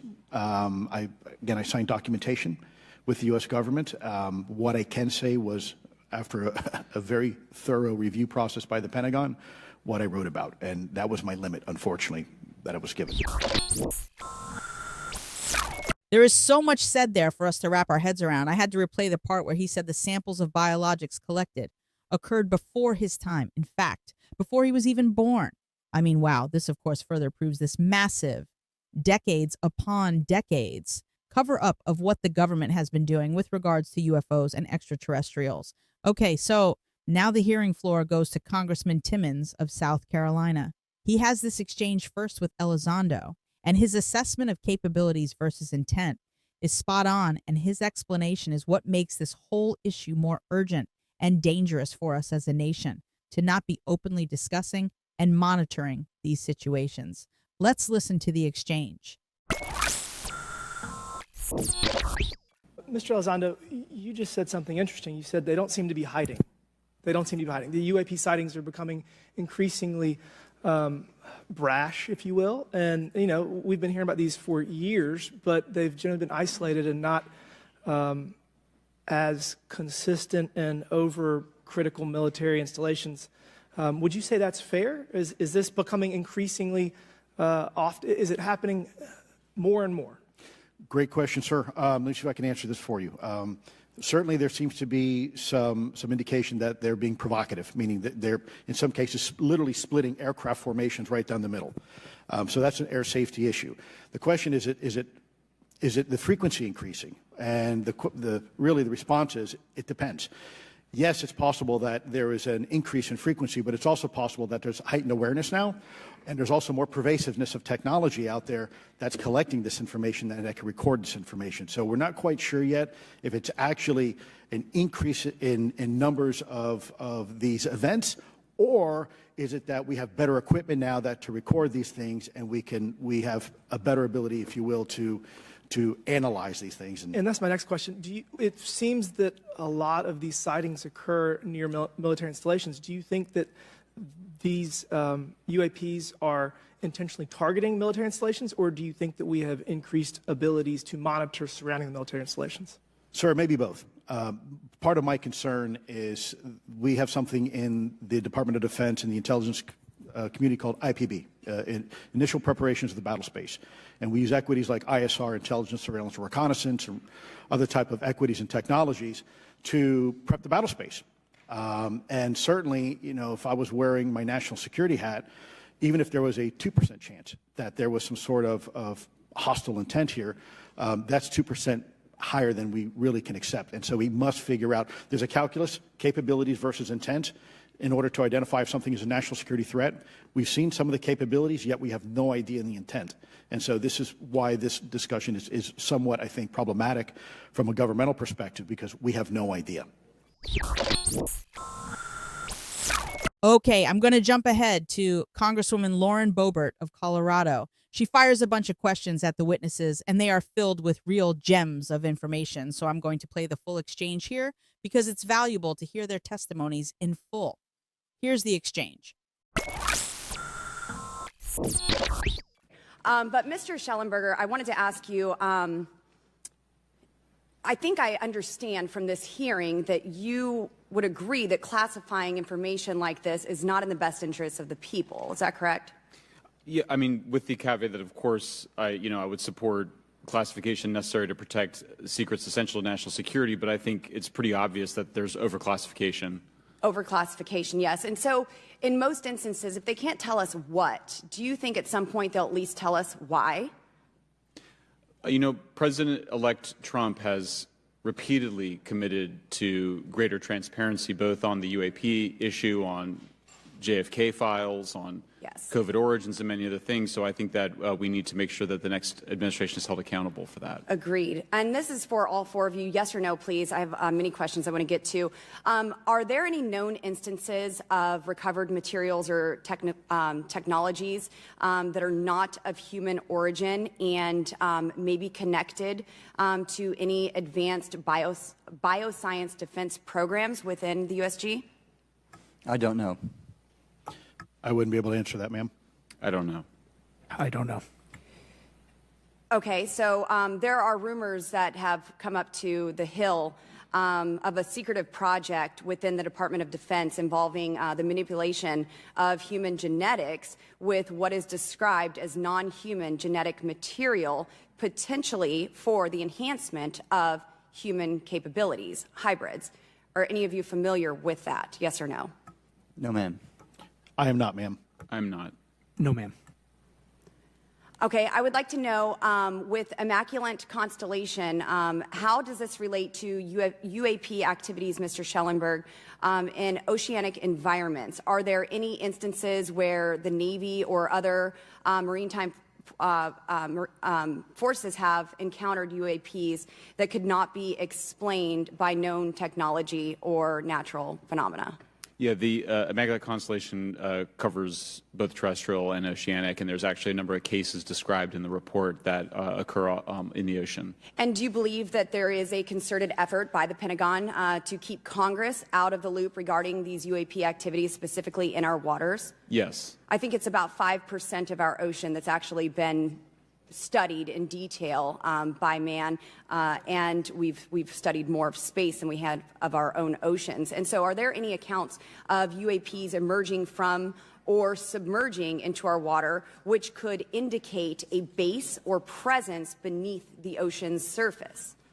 I don't know about a base, but as I mentioned, I had a different source entirely describe this pretty extraordinary footage that exists of orbs, of an orb coming out of the ocean and being met by another orb. Some would say that there's multiple hotspots where we see frequent activity. So in your investigations, have you come across any data or visual evidence like sonar readings or underwater footage of these UAPs? I have not beyond what's in the report. You've written about UAPs not only in the air but in underwater. Are there any specifics on what you've learned about the UAP activity in our oceans? Particularly, have you spoken with sources who have provided any evidence or eyewitness accounts of these UAPs interacting with our naval forces or being detected by our underwater surveillance systems? Nothing beyond what's in the report and then the specific case that I mentioned with the orbs. So this report says it all. There's no other information that we are aware of regarding the activity within our waters. I have other sources that have told me that have shared a significant amount of information, but they're not comfortable with me sharing it at this point. Okay. Are there any technological capabilities observed in these oceanic UAPs that seem to defy our current understanding of physics or our engineering capabilities? It seems like they all do. Yes, I would agree with that. I think we would all agree with that. The videos the public has been able to see has definitely defied our understanding of physics and our engineering capabilities. And that's what makes this so dangerous. How could we, as not just a nation, but how could humanity defend itself, if need be, from these entities if we don't have matching capabilities? That's one of the many reasons this is so important to understand and discuss. Okay, so now Congresswoman Mace takes the floor back and has the following exchange with Elizondo regarding the sharing of information about UAPs with foreign countries, and she then jumps right into discussing flight safety risks for our pilots presented by UAPs. Mr. Elizondo, were you read into the Immaculate Constellation program? I would not be authorized to confirm nor deny the existence of any ongoing or past program, especially as it relates to a special access program, either by name or trigraph. Okay, and then does the U.S. government or private contractors, do they work with other foreign countries, China, for example, to exchange data, quote from a source, that intelligence data about UAP? Let me see if I can answer that a little bit more generally, ma'am, if I may. We do have foreign material exploitation programs. That is something that is widely known, and that term itself is unclassified. How exactly that works becomes a bit sensitive. The discussion we could certainly have in a closed session if you like. We do work with international partners and allies quite often, not just in military exercises and workups, but in other intelligence efforts as well. In terms of material that's given to private contractors, is certain material given to certain contractors because of their experience? So, for example, if it's related to submerged and undersea propulsion, would it go to a general contractor like General Dynamics? Yes, ma'am, absolutely correct. Different contractors have different levels of expertise. What's Lockheed's expertise? Aerospace, ma'am. In the UAP space, that's all that they would do submerged? No, I didn't say that, ma'am. Okay. Lockheed Martin and others do quite a bit of work both in our atmosphere, in space, and even underwater. There are certain efforts to. It's a tough question you're asking. You put me on the spot here. I'm looking for the answer. Yes, ma'am. No, they are involved in a lot. I would rather let Lockheed Martin explain the different domains that they are involved with. Probably am not authorized to discuss that, but they are involved in a lot of different areas and domains. Admiral, flight safety risks for our pilots, based on what you've experienced and seen in your career. They're extensive, and the one exercise I referred to where I received the email that was then deleted was the pilots, and this is worth bringing out. There are debunkers out there who have said the Go Fast video was just a balloon. That was only one video that was released. There were dozens of these encounters that pilots, friends of Ryan Graves, who's in this room right here, witnessed and caused significant safety concerns. And to almost call out and exercise it and shut it down, which is very compressed, and the carrier's getting ready for deployment, and the pilots have to get certified to land on a carrier. It's extreme, to say the least. Congresswoman Mace now asks 2 final questions, and I will play them in their entirety because it's valuable to hear.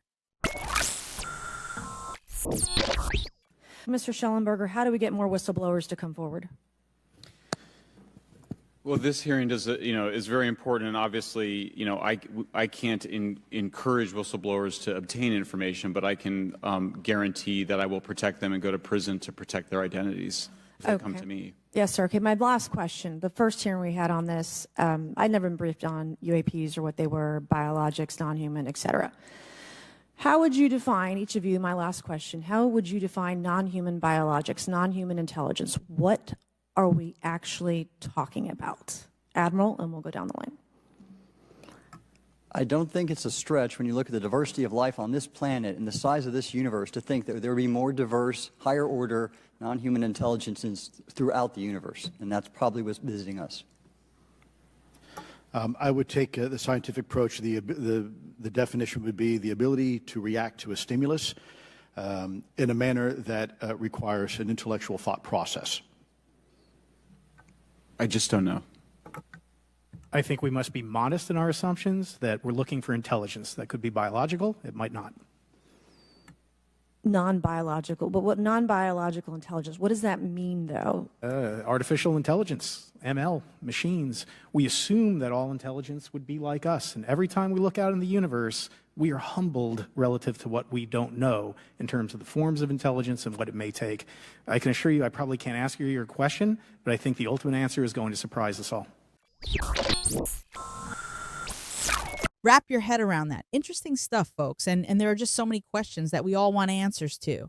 And I just think there are answers that are just unknown. But the more we communicate as a society and gather data and collectively and openly discuss the possibilities, the closer we will get to the truth, whatever truth that may be. So now there are some closing statements from the members of Congress. Here's a clip from Congressman Garcia. This is a conversation and questioning that must continue, so I'm very grateful to all of you. And I also just want to add, just personally, I think it's really important for me, 2 things guide my questioning and my observations on UAPs. One is we should always be guided by facts, science, and data, and stay serious on those issues. And the second thing is I think that we should not limit our imagination and our thoughts and our curiosity on what UAPs could actually be. And I think those 2 things for me are really important, and I'm grateful for all of you to be here. So. Here's a closing statement clip from Congresswoman Mace before she gives the floor to Congressman Ogles from Tennessee, who has yet to have his 5 minutes to question the witnesses. So we want to thank you all for being here. I want to thank Mr. Garcia and folks on both sides of the aisle for being here today and being patient. We have a lot more questions, and I hope that this will open the door to more hearings in the future. I obviously would like to know how much taxpayers are spending on this. You have the right to know. But also, if we're spending money on something that doesn't exist, why are we spending the money? And if it does exist, why are we hiding it from the public? And of course, our national security is a huge issue, because if there's technology that could harm us or our allies that are in the hands of our adversaries, we obviously want to stay ahead of that to the best of our ability to ensure that That technology is not in the hands of someone who could use it against us or our allies anywhere in the world. So the floor is given to Ogles, and he starts right off with Elizondo discussing the prevalence of UAP sightings at nuclear sites across the nation. Here's the exchange. I think we all know that there's something going on. Mr. Elizondo, based on your knowledge of UAP sightings, do you believe it's fair to say that they are especially common near nuclear sites? Yes, sir. Mr. Congressman, I absolutely am convinced of that, as are my colleagues inside the government.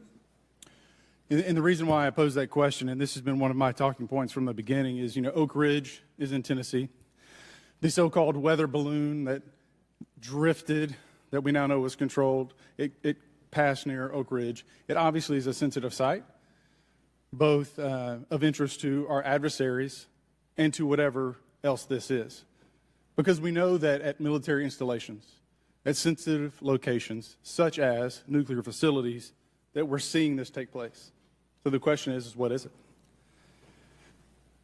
Do you believe they've caused an irregular activity, and why might they be interested in those sites? Sir, in some cases, it's actually regular activity. You'd be surprised. There's actually documentation right now that's been submitted. It's not just Oak Ridge. It's Savannah River site, SRS. It's also Los Alamos. A lot of our sensitive R&D locations appear to be under some sort of surveillance and monitoring.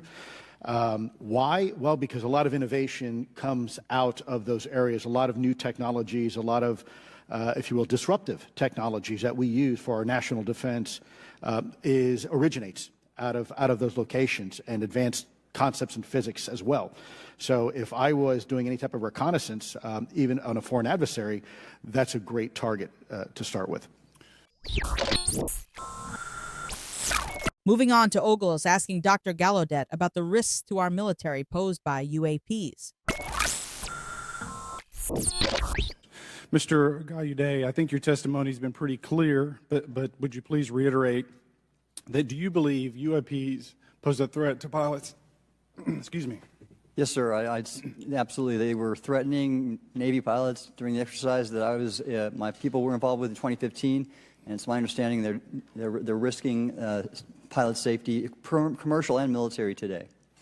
Well, considering, and I understand that there's a need in some cases to keep certain technologies secret, but you believe that it is posing a threat to our personnel, correct? Yes, sir. So I think it's reasonable to conclude that if there's a threat to our personnel who are serving our country faithfully, that there be oversight.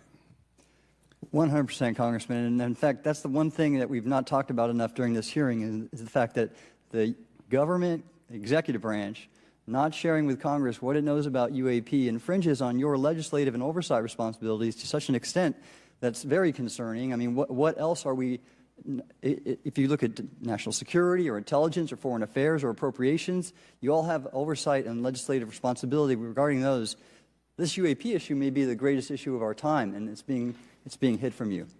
Well, I mean, and to your point, I think we've seen over the decades that we have certain adversaries like China, like Russia, that technologically speaking are not as advanced as us, that they lack some of the lethality that we have, and that we've seen that they've gone after our technologies and in some cases succeeded, in particular with missile technology.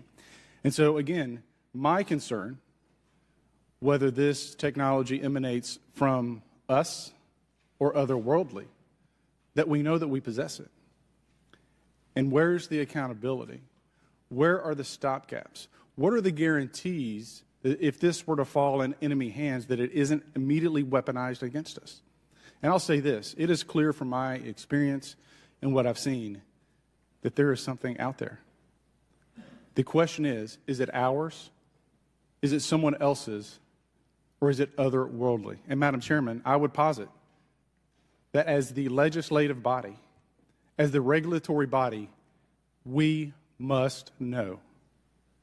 And anyone who prevents us from gaining access to that information I would consider that criminality, because we have U.S. personnel who may very well be in harm's way. We have technology that ultimately may threaten our very existence. And that brings us to the end of today's episode of the Majestic Truth Podcast. What we've witnessed in this congressional hearing is truly historic. From the compelling testimonies of our witnesses to the bipartisan push for transparency about UAPs. The questions raised today about Immaculate Constellation, the potential recovery of non-human craft, and the concerning incidents at our military installations deserve serious attention and further investigation. I want to thank you all for joining me on this deep dive into one of the most significant UAP hearings to date. The pursuit of truth isn't just about finding answers. It's about asking the right questions, and today's hearing certainly did that.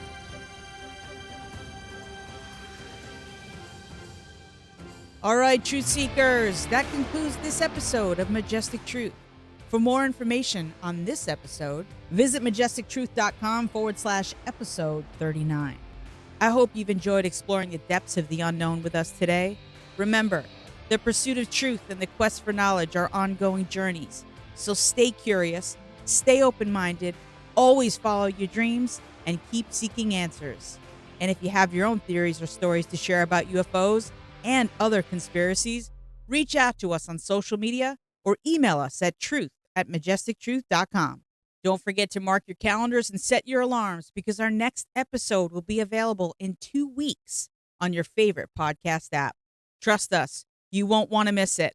Until then, keep your eyes on the skies, your mind open, and remember, the truth is out there. For updates, behind-the-scenes content, and a chance to engage with fellow truth seekers, stay connected with us on social media. Find us on Twitter at TruthSeekerPod, Instagram at Majestic Truth Seekers, and TikTok at Majestic Truth Seekers. Thanks for listening.